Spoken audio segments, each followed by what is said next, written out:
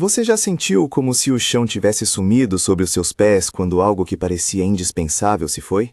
A foto que ficou no porta-retrato, a mensagem que não chegou mais, o emprego que acabou, o relacionamento que terminou, e de repente tudo perde cor. É como se uma janela importante da sua vida tivesse sido fechada sem aviso, e você se perguntasse: por que, Senhor? Por que agora? Hoje eu quero caminhar com você por essas perguntas e, sobretudo, ajudar a identificar quando uma perda é também o início de um chamado divino para uma nova jornada. Quando as coisas que nos ancoravam desaparecem, é natural pensar em abandono. Você não está sozinho nessa sensação. Há uma dor legítima no luto pelas oportunidades e pelas pessoas que amávamos. Não vou minimizar a sua dor, nem transformar o sofrimento em slogan de ensino. Antes de qualquer conclusão teológica, vale reconhecer: perder algo que sustentava sua vida emocional, financeira ou espiritual dói. Isso é real. E esse reconhecimento é o primeiro passo para que possamos olhar com clareza para o que vem adiante.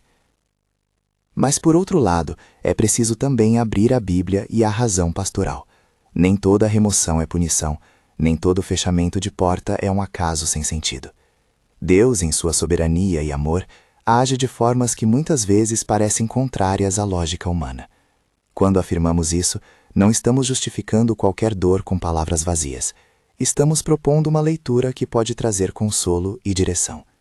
E aqui está a tensão que você talvez viva agora, entre o apego que segura e o chamado que empurra. Por que Deus removeria algo que você tanto ama? A resposta não é a lógica humana simples, mas também não é caprichosa. Às vezes, aquilo que você protege com mais força é justamente o que impede a maturidade do seu coração. Às vezes, um laço, um lugar ou um papel ocupa o lugar de segurança que só Deus deveria ocupar. Uma forma de idolatria disfarçada de afeto. Outras vezes, permanecer numa zona de conforto estagna o chamado que Deus tem para você. E há momentos em que a remoção serve como poda. Ela dói, mas prepara para frutificar de modo diferente e mais abundante. Veja bem, isso não significa que toda perda é diretamente ordenada por Deus como um ato intencional para punir ou penir. Há circunstâncias humanas, consequências de escolhas, ações de terceiros e realidades naturais que entram na vida. O que eu proponho é uma lente pastoral que ajude a discernir quando a quebra do que sustentava sua vida pode ser justamente a preparação para outro capítulo, o chamado divino para uma nova jornada. Permita-me trazer alguns textos que iluminam esse caminho sem distorcer o sentido deles. Em Mateus 16:25, Jesus coloca uma verdade desafiadora: quem tenta salvar a própria vida a perde, e quem perde por amor a Cristo a encontra. Isso nos lembra que às vezes insistir em preservar a nossa segurança pessoal de todo custo nos afasta do projeto maior. Deuteronômio 4:39 nos lembra da soberania de Deus, de que Ele é o Senhor no céu e na terra, um convite a reconhecer quem está no controle, mesmo quando não entendemos os motivos. Provérbios 19:21 fala sobre os planos humanos e o propósito do Senhor que prevalece. Isso não apaga nossas escolhas, mas coloca nossa história dentro de um horizonte maior. Lamentações 3:28 nos chama à espera silenciosa, a acolher o tempo da cura com humildade. E João 15:2 usa a imagem da vinha. O Pai poda para que haja mais fruto. Nenhuma dessas passagens autoriza a leitura de Deus como punição caprichosa. Antes, elas descrevem um Deus que, em sua sabedoria, orienta o caminho do amadurecimento e da frutificação. Como, então, identificar quando uma perda aponta para um chamado divino e não apenas para um trauma sem propósito? Existem sinais, não como fórmulas infalíveis, mas como pistas que a própria experiência e a Escritura costumam revelar. Quero trazer esses sinais para que você os contemple com oração e sabedoria. O primeiro sinal costuma ser o fechamento repetido de portas. Talvez você tenha tentado insistir, buscado caminhos alternativos, mas aquela oportunidade que antes parecia promissora simplesmente não se abre. Não é raro que no começo tentemos forçar uma brecha, convencendo-nos de que é questão de tempo. Mas quando portas se fecham sucessivamente, isso pode ser um indicativo de que Deus está redirecionando. Importante, portas que se fecham não significam que você falhou, significam que o terreno mudou, e que talvez exista outro caminho que você ainda não enxerga. O segundo sinal é a sensação persistente de inquietação, mesmo quando externamente parece certo. Talvez seu emprego pague as contas, talvez seu relacionamento tenha estabilidade aparente, mas há um incômodo interior que não se cala. Essa inquietação não é sempre sinônimo de insatisfação egoísta, pode ser o espírito trazendo consciência de que algo mais autêntico é chamado à vida. Preste atenção ao que te incomoda. Ele pode estar apontando para habilidades ou paixões que precisam ser vividas. O terceiro sinal é a exposição de dependências. Quando algo se vai, o que fica à mostra? As perdas têm essa virtude crua. Elas mostram onde seu coração estava ancorado. Muitas pessoas só descobrem que estavam emocionalmente dependentes de carreira, aprovação, segurança financeira ou de uma relação quando esses suportes se vão. Esse momento revela idolatrias sutis e mostra o que precisa de cura. Identificar essas dependências é libertador, porque é o primeiro passo para restaurar o seu coração para o Senhor. O quarto sinal é a criação de espaço. Quando algo é retirado, há um vazio, e vazio pode ser medo ou pode ser espaço. Espere, isso merece uma pausa. Se você consegue olhar para o espaço recém-criado e sentir, em meio à dor, a possibilidade de algo novo, essa é uma boa pista de que um chamado está à frente. Às vezes, o mundo novo começa no simples ato de deixar que as mãos se abram. A prática bíblica de abrir as mãos para o Senhor é ao mesmo tempo entrega e preparação para receber algo diferente. O quinto sinal é a paz progressiva sobre uma nova direção. Não falo de sentimento volátil, mas de uma confirmação interior que cresce com o tempo. Uma paz que confirma que a decisão de abrir mão, de esperar, de seguir para uma rota nova, está alinhada com Deus. Lembre-se do conselho em Lamentações sobre esperar em silêncio. A paz que vem de Deus costuma ser discreta. Ela não grita, ela confirma. Se depois de um tempo de entrega, você percebe que a ansiedade diminui e uma clareza serena aparece, isso pode ser confirmação do chamado. Outro sinal importante é a confirmação pela comunidade e pela consonância com dons. Discernimento saudável não é caminho solitário. Busque pessoas sábias que caminham com você, pastores, amigos que amam a palavra, conselheiros espirituais. Quando a comunidade que te conhece e que ora com você percebe um chamado, e isso tem coerência com os dons que Deus colocou em você, há uma credibilidade adicional. Não é garantia absoluta, mas é um filtro bíblico de proteção. Permita-me ilustrar com exemplos simples e anônimos, para que você se veja sem se expor. Pense em Ana, que por anos se agarrou a uma posição confortável numa empresa porque aquilo definia sua identidade. Quando a empresa fechou um setor e ela foi desligada, a primeira reação foi desespero. Mas na ausência do cargo, Ana descobriu que tinha paixão por ensinar, e que Deus já a vinha preparando para ministrar em uma escola cristã. As portas se fecharam, e esse vazio abriu espaço para ela descobrir vocação. Pense também em Pedro, que insistia em um relacionamento que o consumia. A separação foi dolorosa, mas confrontou suas dependências emocionais e o levou a buscar cura em comunidade, a redescobrir sua identidade em Cristo. E depois de um tempo de espera em silêncio, uma paz trouxe clareza para um novo chamado de serviço pastoral. Esses não são relatos de sucesso instantâneo, nem promessas fáceis. São ilustrações de como a remoção pode, sobre a graça de Deus, ser instrumento de redirecionamento. Dito isso, como responder quando você começa a perceber esses sinais?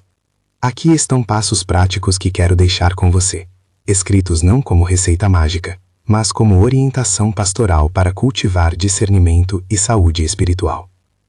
Primeiro, entrega consciente. Não é apenas soltar as mãos num gesto emocional. É uma decisão repetida de colocar diante do Senhor aquilo que você perde. A entrega tem linguagem, oração, confissão quando necessário, reconhecimento de limitações e dependências. Entregar não significa resignar-se passivamente. Significa confiar de forma ativa, deixando a iniciativa em Deus. Segundo, silêncio e espera. Lamentações nos lembra do valor do silêncio para a cura. O silêncio não é vazio de fé, é presença que espera. Em tempos de perda, abra espaço para ouvir. Corte o ruído das soluções imediatas que a cultura nos oferece. Silêncio interior e prática de esperar em Deus permitem que a direção venha com mais nitidez. Terceiro, avaliação das dependências. Use a queda para olhar onde seu coração se apegou. Quais eram suas âncoras? Onde você buscava segurança? É um processo que pode exigir oração, aconselhamento e até terapia quando necessário. Não tenha vergonha de buscar ajuda. Humildade diante da quebra é sinal de maturidade. Quarto, buscar aconselhamento bíblico e comunidade. Não tome decisões importantes isoladamente.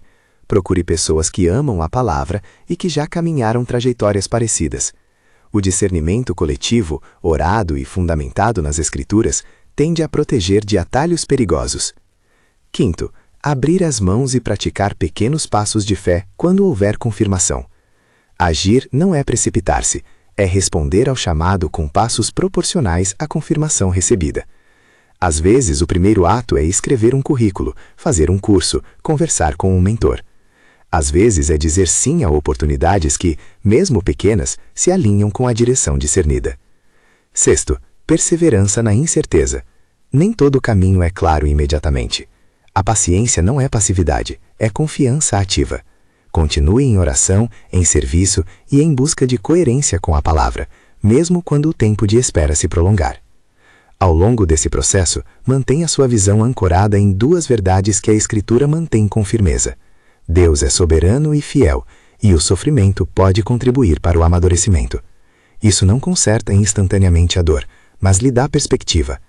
Evite também cair na armadilha de pensar que tudo depende apenas da sua vontade. Nós fazemos a nossa parte, oração, arrependimento, discernimento, mas também reconhecemos que o Senhor tem propósitos que, por ora, podem escapar à nossa visão. Agora, talvez você esteja pensando, e se eu decidir entregar e nada mudar? E se eu agir e fracassar novamente? Essas perguntas são reais e fazem parte do caminho. A entrega não é garantia de conforto imediato. Ela é uma prática de confiança diante do Deus que guia. Há situações em que o tempo de espera é longo. Há situações em que Deus usa o fracasso aparente para moldar caráter. Importante, não julgue sua entrega pelo resultado visível imediato. Julgue pela fidelidade do seu coração e pela consistência com a palavra. Quero também falar sobre algo prático e muito humano: o medo de recomeçar. Recomeçar exige coragem. Muitas vezes a mente nos diz que, se já perdemos uma coisa, tentar outra é arriscar mais dor. A fé cristã, porém, convida a uma ousadia enraizada em segurança em Deus, não em si mesmo. Perceba a diferença. Ousadia baseada em você é impulsiva. Ousadia baseada em Deus é corajosa e serena. Portanto, ao considerar recomeços, avalie seus dons, suas paixões e o que a comunidade reconhece em você. Não pule sobre sonhos que não se alinham com o serviço e com o testemunho cristão. Antes de seguir, quero fazer um convite simples e amoroso. Se essa palavra toca o seu coração, inscreva-se no canal e permita que caminhemos juntos nessa busca por direção. Aqui temos uma comunidade que ora e que busca entender a vontade de Deus com humildade e prática. Inscrever-se é um gesto pequeno, mas que nos ajuda a permanecer conectados enquanto você atravessa esses ciclos. Voltando ao caminho de discernimento, algo que sempre enfatizo é: não confunda pressa com confirmação.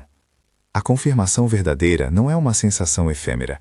Ela é construída por consistência, oração e paz que resiste ao teste do tempo. Além da paz interior, procure sinais externos de confirmação. Portas que se abrem com alguma lógica, testes práticos que lhe permitem experimentar a nova direção e a confirmação sábia de pessoas piedosas. Quando tudo converge, paz, dons, abertura prática e conselho da comunidade, a resposta tende a ser mais clara. Também é crucial reconhecer falsas confirmações, decisões impulsivas motivadas por medo de ficar no vazio, palpites que egoísta ou orgulhosamente buscam reconhecimento, ou desejos misturados com idolatria. Discernir implica separar vontades legítimas do coração humano da voz de Deus. Isso exige honestidade e oração, e muitas vezes o apoio de conselheiros espirituais. Chegamos ao ponto onde a fé e a prática se encontram. Talvez você sinta que precisa de um roteiro concreto para os próximos dias. Aqui estão sugestões que você pode colocar em prática hoje, sem pressa, mas com intenção. Reserve um tempo diário de oração simples e de silêncio, pedindo a Deus clareza e cura. Não faça disso um exercício teórico. Seja honesto com suas emoções. Liste as perdas e, ao lado de cada uma, escreva o que ficou exposto em você. Medo, dependência, vergonha, orgulho. Essa honestidade é libertadora. Busque uma pessoa de confiança para conversar regularmente. Alguém que ore com você e que ofereça feedback bíblico. Faça um inventário de dons e paixões. O que você faria mesmo sem recompensa? Onde você sente que contribui com alegria? Dê pequenos passos de fé alinhados ao que você discerniu e observe. Ajuste com humildade. Não espere perfeição. Espere fidelidade. Agora chego a algo que considero essencial: a oração.